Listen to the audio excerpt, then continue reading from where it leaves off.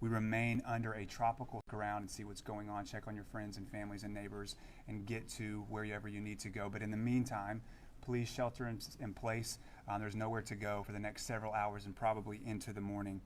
The flood level is receding. It's going to continue to recede here for a little while, but then you can expect to see another tidal event around 9:30 p.m. this evening. Nicole has had significant impact to the areas, coastal areas, especially of St. Johns County, and to the city. For those of you who live along the coast or in the area of the coast, you know that there is significant coastal erosion right on the back of Ian, and now with Nicole coming through, there's a lot of coastal erosion. So please be careful. Please stay safe. I know if you're a lifelong resident like myself, you want to get out there. You want to see the damage that's been done. You want to see what the beaches look like, but bear with us for just a few more hours. Let's get through this next tidal event and then get out there and check on your friends and family members and your neighbors. I know that there's a lot of impacts to the city that have also been done specifically. So at this time, I'm going to introduce the city manager, John Regan, and he's going to give you an update on the city of St. Augustine. John. Thank you, Mr. Conrad. John Regan, city manager for the city of St. Augustine. Many residents have been concerned about the street still being flooded when the tide is down. I would say just be patient. There's so much water, it just takes time and it will recede. This storm, the best data points that we have in South Davis Shores tells us that it is within a couple inches of what was the flooding of Ian. So we have many residents that have flooded again. And the other thing is that the Bridge Alliance is currently closed. The DOT will announce when it's safe to traverse the bridge. So for any residents that are coming or going to the island back or forth, I would highly recommend going down and using State Road 312. It may still be a few hours before the bridge is open.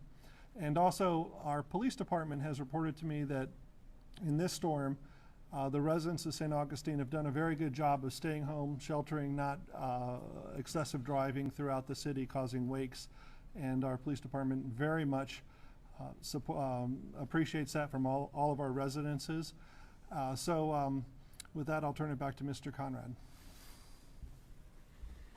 Thank you, John. Just as a reminder to our community, you can get all of your questions answered at 824-5550. That's our St. Johns County Emergency Operations Citizen Information Hotline, 824-5550. There are people here that are answering the calls, questions that you may have specifically related to your community, to your street, to your road, and all of our operations and services going forward. So at this time, we're going to go ahead and open it up for any questions. Have you had to rescue anyone? There have been a number of rescues. I'm going to turn that over to the chief, and he can give you some more specifics. Chief Pravat. Jeff Pravat, the Fire Rescue Chief for St. Johns County.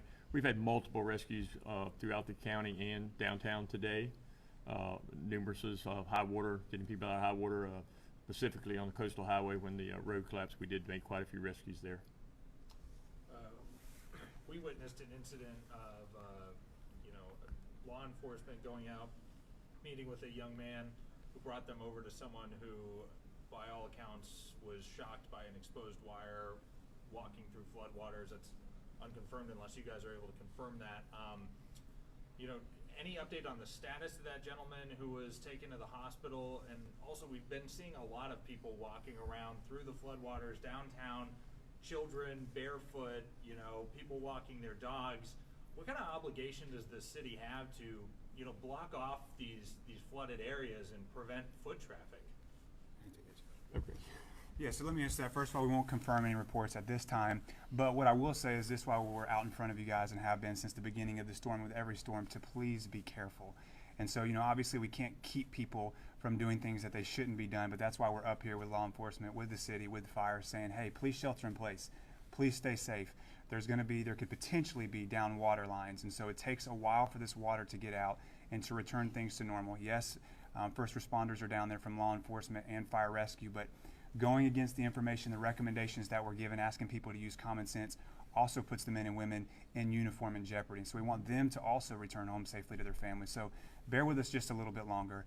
Hang in there. Continue to do the right thing. Use common sense. Stay safe. Wait for the water levels to recede, and then go out and check on your friends and family. We heard potentially after that incident the power grid was shut down for the downtown area. Can you confirm that or give us an estimate on maybe when power will be restored downtown? Sure. I'll let the city manager answer. After the incident, there was a circuit that was taken down in the vicinity of the incident. And at this time, I would have to defer. I don't have an estimate of when that will be restored. A large stretch of A1A is underwater, and we're understanding that part of it's completely like deteriorating. Can you give us an estimate of how much of that road is been affected right Sure. now? So it is about a 6 to 7 mile stretch between where it's impassable at Guana Preserve and then just south of Carcaba Road. The exact length of the impermissible road, or impassable road, if you will, I'll let our Director of Public Works step up and maybe he can give you some information about the length and the stretch of that. Greg Caldwell. Greg Caldwell, Public Works Director for St. Johns County.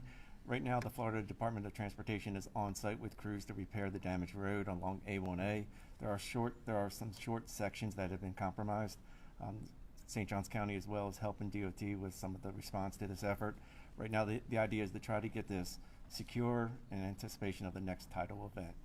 So we feel like that will be complete tonight, but then further improvements need to be repaired for full access throughout this area. Is there any worry about the debris? I mean, we've seen pictures of the gravel of the road actually broken. Are we worried about that being washed out with another high tide? Right now, with crews on site, they're removing those large chunks of asphalt, replacing it with other riprap and other areas that will be able to handle some of this wave action over the course of the next tidal event in anticipation of further repairs tomorrow and the next day. Director, you addressed the South St. Johns County A1A2 as well? Yeah. This- Closures? The south area has received a lot of overwash. A lot of sand has been taken on the A1A. DOT has gone out there after the tidal events, tried to clear the road, clear the debris to open up access. But again, with the tidal influence of the ocean, we're going to see impacts further through the night.